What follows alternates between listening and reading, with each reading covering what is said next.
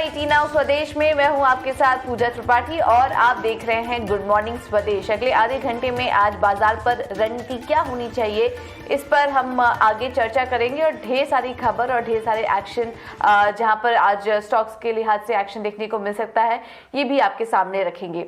रूस और यूक्रेन के बीच अब जो तनाव बढ़ता जा रहा है, उससे हम देख रहे हैं कि ग्लोबल बाजारों में जो संकट का माहौल है वो बना हुआ है। और कल भी हमने देखा कि अमेरिकी बाजार भारी गिरावट के साथ बंद हुए। करीब डाउ जोन्स 171 अंक की गिरावट डाउ जोन्स में देखने को मिली है। तो कल तो ग्लोबल बाजारों में प्रेशर हावी था ही, लेकिन भारतीय बाजार भी कल दबाव के साथ ही कारोबार कर रहे थे। और हमने देखा कि जो क्लोजिंग थी निफ्टी की वो भी 17,000 के नीचे ही देखने को मिली। 16,850 के आसपास निफ्टी की क्लोजिंग देखी गई। और बैंक निफ्टी भी अगर हम देखेंगे तो 1600 अंकों की गिरावट बैंक निफ्टी में भी देखने को मिली है।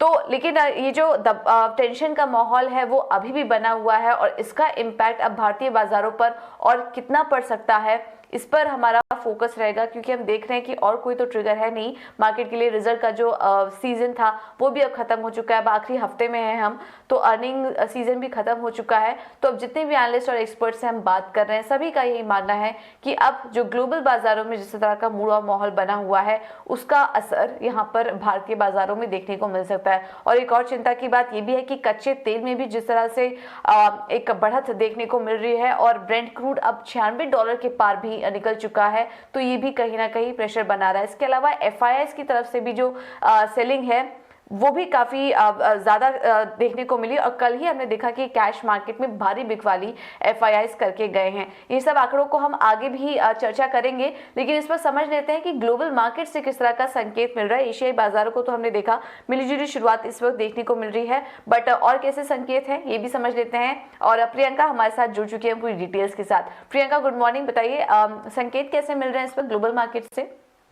बिल्कुल, गुड मॉर्निंग पूजा। देखिए, संकेत आपको ग्लोबल सिचुएशन उसी तरह से दिखेगी। यूएस और यूक्रेन और रशिया के बीच की जो टेंशन है उसी की वजह से सारे ग्लोबल एसेट क्लास जो हैं उन पर इफेक्ट पड़ रहा है। इनफैक्ट आप इस वक्त एसेट क्लास की बात करें तो आपको गोल्ड एक सेफ हेवन और उसमें जिस तरह से पिछले कई दिनों से तेजी है वो एक रिकॉर्ड लेवल्स पर है, उस पर भी आएंगे। लेकिन पहले आपको यूएस मार्केट्स बता देते हैं। कल आपको डाउ का सेशन जो था बहुत ही उतार चढ़ाव दिखा। पहले बाजार ऊपर गए, हालांकि खुले गैप डाउन के साथ, लेकिन कुछ लेवल्स ऊपर डे हाई देखा बाजार ने, फिर दोबारा एक सेलिंग प्रेशर आया, उसके बाद फिर से एक पुल बैक का अटेम्प्ट किया, लेकिन फिर भी नीचे की तरफ ही बंद हुए। लगभग 170 अंकों की गिरावट के साथ डाउ बंद हुआ। नैस्डैक और एसएनपी में भी आपको हल्के दबाव के साथ यानी फ्लैट टू नेगेटिव कारोबार करते हुए बंद हुए। तो एक पुल बैक अटेम्प्ट बाजार कर रहे थे, लेकिन सेंटिमेंट इतना नेगेटिव हावी था बाजारों पर कि वो उस पुल बैक को भी सस्टेन नहीं कर पाया और नीचे की तरफ ही बाजार बंद होते हुए दिखाई दिए। आपको निकाई से भी फिलहाल शुरुआती जो संकेत आ रहे हैं वो थोड़े कमजोरी के देखने को मिल रहा है। तो ग्लोबली इक्विटी मार्केट से अभी भी बहुत ही जिटरीनेस, नर्वसनेस कहनी चाहिए जो इस वक्त बाजारों से दिखाई दे रही है। अब दूसरे एसेट क्लास की बात करें तो आपको क्रूड में किसी तरह का रिस्पाइट नहीं दिख रहा, वहाँ किसी तरह की कोई ईजीनेस नहीं दिखाई दे रही। इनफैक्ट हम पिछले 7 साल के हायर लेवल्स पर अब भी बने हुए हैं। 96 के आसपास आपको क्रूड दिख रहा है। यूएस डॉलर इंडेक्स में इनफैक्ट कल रुपी थोड़ा सा कमजोर खुला था, जिससे उम्मीद थी कि आईटी पैक रिवाइव करेगा, लेकिन उसके बाद स्टेबलाइज हुआ। और लेकिन यूएस डॉलर इंडेक्स अब हमने देखा कि वो 96 के पार चला गया कल। और बॉन्ड यील्ड अभी भी आपको 2% के पास, प्रिसाइसली 1.97 के आसपास आपको दिखाई देंगी बॉन्ड यील्ड। तो इस वक्त सारे एसेट क्लास पे जो एक जो सेंटिमेंटल जियोपॉलिटिकल टेंशन का, क्रूड के प्राइसेस का और साथ ही इन्फ्लेशन की, जब तक फेड हाइक नहीं हो जाते तब तक आपको जिटरीनेस इक्विटी मार्केट्स में दिखाई देगी गुजा। और इक्विटीज़ अगर आप बिटकॉइन में भी बात करो तो वहाँ पे भी बहुत अच्छे खास बड़े आपको फ्लोज नहीं दिख रहे। थोड़ा पुल बैक ज़रूर है परसों के लेवल से, यानी शुक्रवार के लेवल से, लेकिन फिलहाल अब भी आप वहाँ भी देखें तो 35 to 40% डाउन है बिटकॉइन अपने हायर लेवल से। गोल्ड में लेकिन एक अच्छी चाल देखने को मिल रही है, क्योंकि एक सेफ हेवन की तरह देखा जा रहा है सारी सिचुएशन है इक्वेशन में, और आप एक नए लेवल पे इस वक्त गोल्ड को देख रहे हैं। तो फिलहाल जो संकेत है वो फ्लैट टू नेगेटिव कहने चाहिए इक्विटी मार्केट्स के लिए। इंडियन एसजेएक्स निफ्टी की चाल से देखकर लग रहा है। ओके, बहुत बहुत शुक्रिया प्रियंका ये सारी डिटेल्स शेयर करने के लिए। तो फ्लैट टू नेगेटिव संकेत इस वक्त देखने को मिल रहे हैं और गोल्ड में भी, सोने में भी जिस तरह से हम उछाल देख रहे हैं, अक्सर यही देखा जाता है कि जब एक तरफ इक्विटी में जब प्रेशर बनता है और वहाँ पर नर्वसनेस का माहौल दिखता है तो एक सुरक्षित निवेश के तौर पर सोना काफ़ी अच्छा दिखाई देता है। वहाँ पर भी देखिए 3 महीने की ऊंचाई पर इस वक्त सोना भी पहुँच चुका है। तो इस पर क्या रणनीति होनी चाहिए ये भी हम आगे चर्चा करेंगे, लेकिन एक बार देख लेते हैं कि संस्थागत निवेशकों के आंकड़े कैसे थे। कैश मार्केट में कल एफआईआईज भारी बिकवाली करके गए और 4,254 करोड़ की बिकवाली एफआईआईज की तरफ से देखने को मिली है। उसके सामने डीआईआईज की तरफ से थोड़ा सपोर्ट था और अगर देखेंगे तो करीब करीब 2,170 करोड़ की खरीदारी डीआईआईज की तरफ से देखने को मिली है। इंडेक्स फ्यूचर में भी बात करेंगे तो बिकवाली का ही आंकड़ा है 253 करोड़ का और इंडेक्स ऑप्शन में भी करीब 255 करोड़ की खरीदारी एफआईआईज की तरफ से देखने को मिली है। लेकिन जिस तरह से मूड और माहौल खराब है, एफआईआईज की तरफ से भी जो संकेत इस वक्त दिखाई दे रहे हैं वो भी नेगेटिव है। हालांकि डीआईआईज सपोर्ट करने की कोशिश कर रहे हैं, लेकिन ऐसे में इन तमाम आंकड़ों को देखते हुए आज भारतीय बाजारों में क्या रणनीति अपना के चले ये भी समझना काफी इंपॉर्टेंट होगा। और एसएमसी ग्लोबल के क्षितिज गांधी इस वक्त हमारे साथ जुड़ चुके हैं। क्षितिज नमस्कार, इटीना स्वदेश को समय देने के लिए बहुत बहुत धन्यवाद आपका। आज क्या करें निफ्टी और बैंक निफ्टी में, जिस तरह से कल हमने दबाव देखा था और कितना सेंटिमेंट खराब हो सकता है भारतीय बाजारों का, और इंपॉर्टेंट सपोर्ट लेवल्स आप क्या देख रहे हैं और कहां से अब बाइंग करनी चाहिए ये भी बताइए। जी बिल्कुल, सबसे पहले तो very good morning to everybody. देखिए, बिल्कुल सही दर्शाया जिस तरीके से कल भारतीय बाजारों की शुरुआत हुई है इस हफ्ते की, काफी स्ट्रांग मोमेंटम देखने को मिला। डाउन साइड में एक गैप डाउन ओपनिंग होने के बावजूद हम लोग कहीं ना कहीं समझ रहे थे 17,000 लेवल को एक रिस्पेक्ट जरूर मिलना चाहिए निफ्टी को, लेकिन 17,000 लेवल के नीचे हम लोगों ने कल के सेशन में क्लोजिंग दी और ऑलमोस्ट डे लोज के आसपास हम लोगों ने यहाँ पे क्लोजिंग देखने को मिली निफ्टी के अंदर। बैंक निफ्टी भी पर्टिकुलरली देखा जाए तो लगभग 4% के कट के साथ कल यहाँ पे क्लोजिंग देखने को मिली। अब आज के सत्र में और आने वाले 1 से 2 सत्रों की अगर हम लोग शॉर्ट टर्म पे बात करें तो मुझे ऐसा लगता है कि यहाँ पे जो डाउन साइड मोमेंटम है कैरी होना चाहिए मार्केट में, क्योंकि गैप डाउन ओपनिंग के बाद जो 17,000 के लेवल टूटे वहाँ पे अगर हम लोग डेरिवेटिव डेटा की तरफ भी देखें तो 17,000 की पुट राइटिंग में काफी ज्यादा हो रखी थी, काफी ज्यादा ओपन इंटरेस्ट रेट था 17,000 की पुट स्ट्राइक में। तो वहाँ पे एक जो हम लोगों ने अनवाइंडिंग होती देखी है पुट राइटर्स द्वारा, और एक कॉल राइटिंग देखने को मिली है 17,100 में, जहाँ पे लगभग 38 लाख शेयर्स ऐड हुए। तो मुझे ये लगता है कि आने वाले सत्र में और आज के सत्र में भी एक ऊपरी स्तरों पर अगर हम छोटा सा बाउंस देखने को मिलता भी है ओपनिंग नोट पे, तो कहीं ना कहीं सेलिंग प्रेशर माउंट होता दिखेगा मार्केट में। और टेक्निकली अगर हम लोग देखें तो टेक्निकली स्टॉक निफ्टी ने एक बार दोबारा से राउंडिंग टॉप बॉटम पैटर्न बनाया है और अपने 200 दिन के मूविंग एवरेज की तरफ मूव होता दिखाई दे सकता है। लेकिन निफ्टी में डेली चार्ट पे 200 दिन का मूविंग एवरेज 16,680 के आसपास लाई करता है, तो कहीं ना कहीं मुझे लगता है वहां पे एक सपोर्ट जरूर मिलना चाहिए।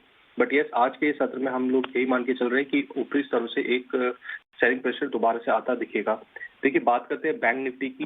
बैंक निफ्टी में भी हम लोग देख रहे पिछले काफी सालों से एक अच्छा मोमेंटम था कंपैरेटिव टू निफ्टी, हमें चार्ट पैटर्न अच्छे देख रहे थे, लेकिन कल के सत्र के बाद जिस तरीके से हम लोगों ने सेलिंग मोमेंटम आता दिखा है बैंक निफ्टी के अंदर, मुझे लगता है आज के सत्र में भी कहीं ना कहीं ऊपरी स्तरों से दोबारा से सेलिंग देखने को मिलेगी। और बैंक निफ्टी देखा जाए तो एक बार दोबारा से अपने 100 डेज एक्सपोनेंशियल मूविंग एवरेज के नीचे जाके क्लोज हुआ है और 37,000 का जो अहम सपोर्ट लेवल था उसके नीचे ही क्लोजिंग देखने को मिली है।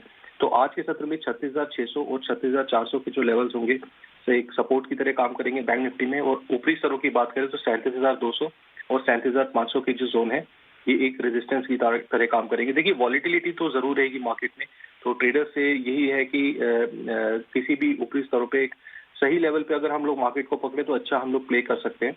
तो ओवरऑल व्यू यही है, कंक्लूजन यही है कि ओवरऑल जो है मार्केट में ऊपर किस तरह से सेलिंग प्रेशर देखने को मिलेगा। तो ओवरऑल जो ट्रेंड है वो सेलिंग की तरफ ही है और इम्पोर्टेंट सपोर्ट और रेजिस्टेंस लेवल भी आपको निफ्टी और बैंक निफ्टी दोनों ही इंडाइसेस में बता दिए गए हैं। इस बीच आप रणनीति अपना ट्रेड ले सकते हैं। क्षितिज, इसके अलावा ट्रेडिंग की रणनीति क्या देख रहे हैं आज के लिए आप? जी बिल्कुल, देखिए जिस तरीके से मैंने दर्शाया कि बैंक निफ्टी और निफ्टी दोनों में ही हम लोग सेलिंग प्रेशर आता देख सकते हैं। तो कल के सेशन में हम लोगों ने देखा काफी काउंटर थे जो काफी बीटन डाउन हुए, चाहे वो मेटल काउंटर हो या फिर हम लोग ऑटो काउंटर या बैंकिंग काउंटर की बात करें। तो मुझे ऐसा लगता है कि आज के सत्र में बैंकिंग जो स्टॉक्स हैं उनमें फिर से दोबारा से एक बार सेलिंग प्रेशर देखने को मिल सकता है। तो दो बैंकिंग स्टॉक्स आज मेरी नजर में रहेंगे जहाँ पे हम लोग शॉर्ट प्ले करने की सलाह देंगे। पहला स्टॉक रहेगा बंधन बैंक का। देखिए बंधन बैंक की अगर हम लोग चार्ट पैटर्न की बात करें तो स्टॉक ने लगभग क्लोजिंग दी है 310 के आसपास। अब यहाँ पे देखा जाए तो पिछले 7 से 8 दिनों में स्टॉक एक डिस्ट्रीब्यूशन पैटर्न बना रहा था अपने हायर लेवल्स पे, जहाँ पे हम लोगों ने एक रेंज बाउंड मूवमेंट देखी है 315 से लेके 325 के जोन में। कल के सत्र में स्टॉक ने एक ब्रेकडाउन दिया है इस कंसोलिडेशन या हम लोग कह सकते हैं डिस्ट्रीब्यूशन के बाद। तो मुझे लगता है यहाँ पे एक सेलिंग प्रेशर देखने को मिल सकता है बंधन बैंक में, और स्टॉक डाउन साइड में मूव कर सकता है टूवर्ड्स 295 जोन की तरफ आने वाले 1 से 2 सेशन में। तो यहाँ पे शॉर्ट सेल करने की सलाह देंगे बंधन बैंक को। स्टॉप लॉस यहाँ पे मेंटेन करेंगे 321 के ऊपर। जो टारगेट आने वाले सत्रों में हमें देखने को मिल रहे हैं वो देखने को मिल सकते हैं, वो है 292 से 290 तक के जोन में।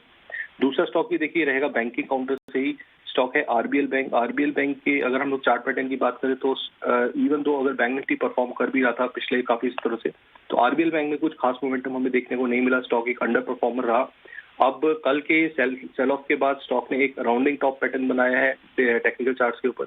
यहाँ पे 135 का जो एक अहम सपोर्ट जोन है उसके लगभग उसके आसपास की क्लोजिंग दी है। तो यहाँ पे एक सेलिंग मोमेंटम हम लोग आरबीएल बैंक में बनता देखने को मिल सकता है। स्टॉक में स्टॉप लॉस रखने की सलाह देंगे हम 142 के ऊपर, और जो डाउनसाइड टारगेट का पोटेंशियल लगता है वो लगता है 125 से 124 तक के जोन पे। तो दो स्टॉक रहेंगे बंधन बैंक और आरबीएल बैंक, शॉर्ट सेल की सलाह रहेगी। ठीक है, दोनों ही बैंकिंग स्टॉक्स में बिकवाली करने की राय और रेंज भी आपको बता दी गई है। बहुत बहुत शुक्रिया क्षितिज हमारे साथ जुड़ने के लिए और ये रणनीति भी सुझाने के लिए। बंधन बैंक, आरबीएल बैंक यहाँ पर बिकवाली करिए, लेकिन उसके अलावा जो 2 कॉल्स हैं जहाँ पर कि आज ट्रेडिंग की रणनीति आपको सुझा रही है, उसमें निर्मल बैंक ने भी अपने दोनों ही कॉल्स में बिकवाली करने की राय दी है। पहला है एलआईसी हाउसिंग फाइनेंस, यहाँ पर बिकवाली करके चलिए 334 के लक्ष्य के लिए स्टॉप लॉस होगा 368 का। और दीपक नाइट्राइट यहाँ पर भी बिकवाली करने की राय दे रहे हैं, 1960 तक के लेवल्स देखने को मिल सकते हैं। स्टॉप लॉस जरूर लगाएं आज के वॉलेटाइल मार्केट को देखते हुए। 2140 के स्टॉप लॉस के साथ आप यहां पर बिकवाली कर सकते हैं। तो 4 कॉल्स दिए आपको, चारों में ही बिकवाली करने की राय। तो ओवरऑल जो सेंटीमेंट नजर आ रहा है वो बिकवाली की तरफ ही है, तो इसका आज आप ध्यान रखिए। चलिए अब आगे बढ़ते हैं। मार्केट में तो क्या रणनीति होनी चाहिए ये भी हमने आपको बताया, लेकिन स्टॉक स्पेसिफिक आज क्या करें, कहां पर एक्शन देखने को मिल सकता है ये भी समझ लेते हैं। शरद हमारे साथ जुड़ चुके हैं पूरी डिटेल्स के साथ। शरद, सबसे पहले तो ये बताइए कि कल बाजार बंद होने के बाद नतीजे कौन कौन से आए हैं? जी बिल्कुल, सबसे पहले हम लोग जो है खबर के दम पे जो स्टॉक से उन्हें ले लेते हैं सबसे पहले फोकस में। यहाँ पे जो है सिप्ला रहेगा फोकस में, और यहाँ पे जो है प्रमोटर्स देखिए लगभग जो है 2.5% जो है स्टेक सेल ऑफ करने वाले हैं। अब देखा जाए तो इसका जो ओवरऑल वैल्यू है लगभग 1844 करोड़ रुपीस का आएगा। अगर शेयर्स की आप बात करें तो लगभग 1.6 करोड़ शेयर्स है, और एक ओवर सब्सक्रिप्शन का ऑप्शन है जहाँ पे लगभग 2 करोड़ शेयर्स आएंगे।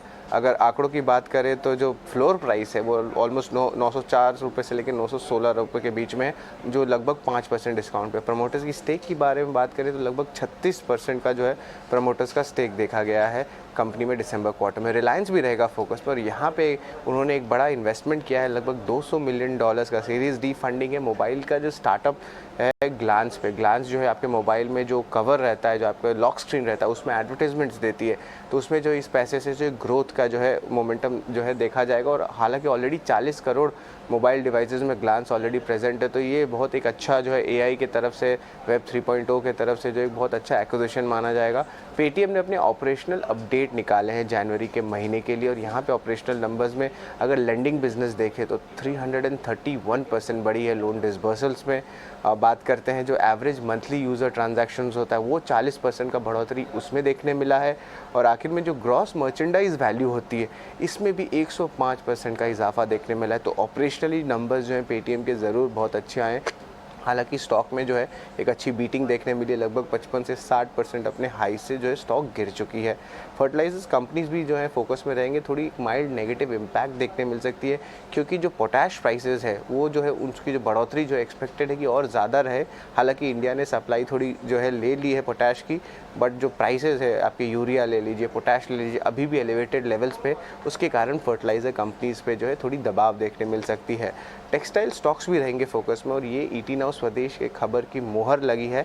यहाँ पे जो PLI स्कीम का जो टाइम है वो एक्सटेंड हो गया, वो 14 फरवरी से बढ़ के 28 फरवरी को हो गया। और ये जो था हमारी जो खबर थी इस पे मुहर लग गई है।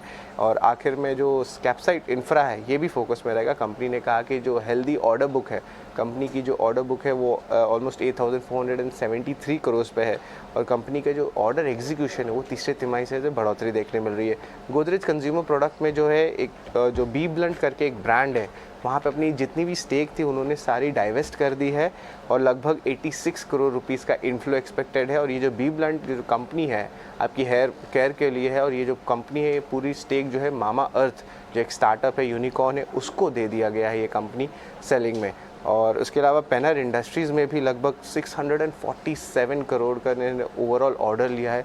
स्टॉक प्राइस देखें तो जो है हाई अल्फा स्टॉक है, लेकिन स्टॉक प्राइस ज़्यादा नहीं है, लेकिन आप देखें आपके order to market cap ratio तो ये बहुत बड़ा अमाउंट है, तो इसलिए हमने ये स्टॉक लिया है। और आखिर में हम बात करेंगे पंजाब एंड सिंध बैंक का। यहाँ पे जो है जो ओवरऑल जो कैपिटल इन्फ्यूजन होती है वो लगभग 4600 है, वो सैंक्शन हो गई है गवर्नमेंट द्वारा। तो ओवरऑल देखा जाए तो स्टॉक स्पेसिफिक यहाँ पे सारे जो है नज़र हमारे लगे हुए हैं। बिल्कुल, तो ढेर सारी खबरें हैं जहां पर कि आज एक्शन देखने को मिल सकता है। सिप्ला में ब्लॉक डील होने वाली है, ये काफी अहम एक अपडेट आया है जिस पर कि हमारी नजर बनी रहेगी। शरद, इसके अलावा कल बाजार बंद होने के बाद भी काफी सारे नतीजे आए हैं। निफ्टी से कोल इंडिया और आयशर ने अपने नतीजे घोषित किए। इसके अलावा वायदा बाजार से भी ढेर सारे नंबर्स आए हैं, तो कौन कौन से नतीजे रहे और कैसे रहे?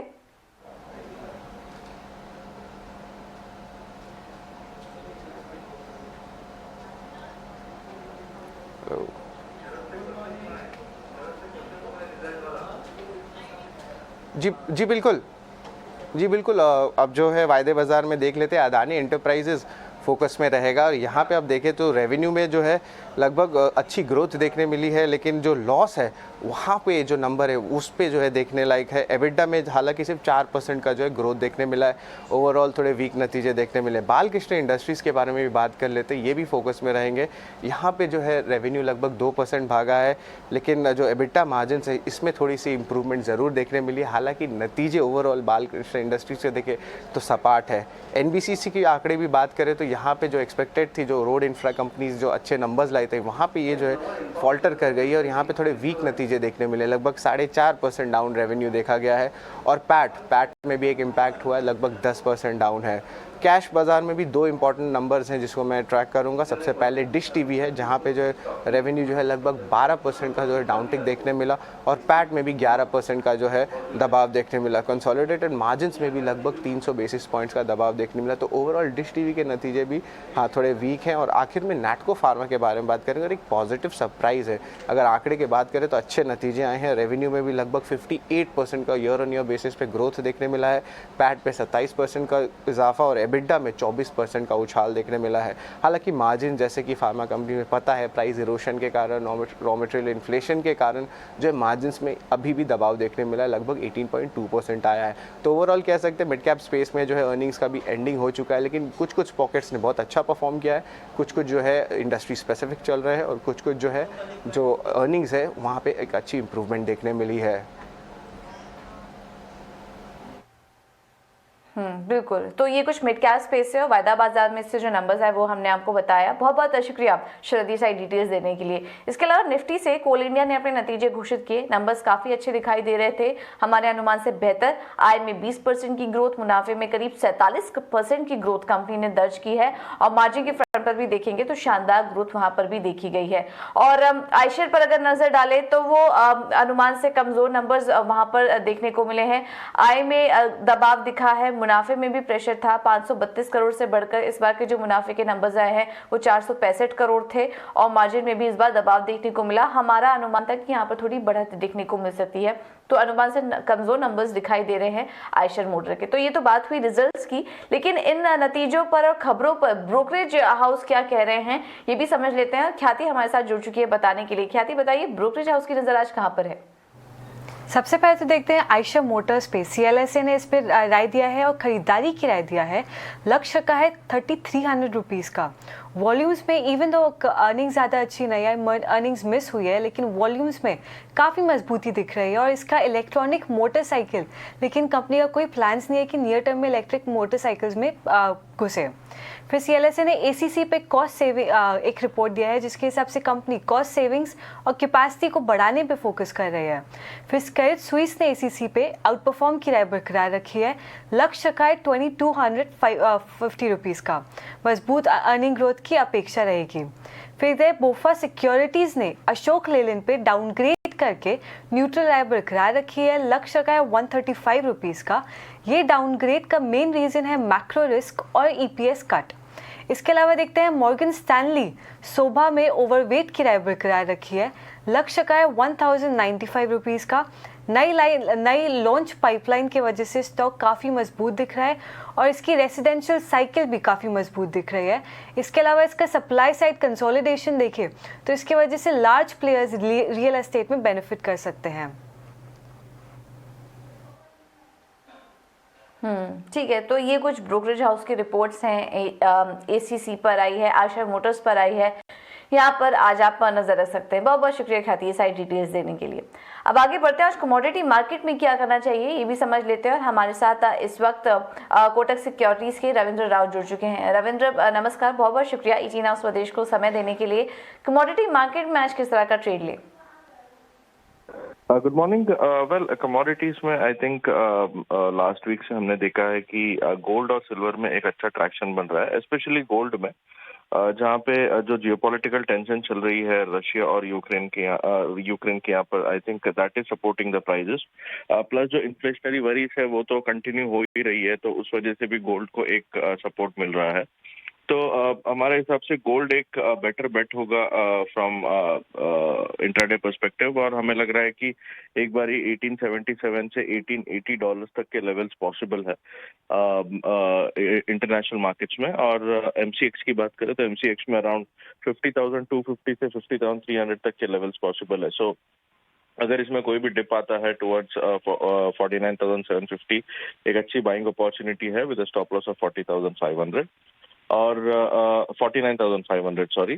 और सिल्वर में भी मेरे हिसाब से सिल्वर थोड़ा सा अंडर परफॉर्म कर रहा है, बट जिस तरह से बेस मेटल्स के प्राइसेस में एक स्टेबिलिटी है, एक राइज है, मेरे हिसाब से सिल्वर में भी हम बहुत जल्द एक पॉजिटिव मूव देखेंगे। और सिल्वर के प्राइसेस हमें लग रहा है कि 65,000 से 65,500 तक के लेवल्स टेस्ट कर सकता है। तो मेरे हिसाब से सिल्वर में भी 64,000 का अगर डिप आता है तो एक बार बाइंग किया जा सकता है फॉर अ टारगेट ऑफ 65,000, और इसमें स्टॉप लॉस 63,500 का रखना चाहिए।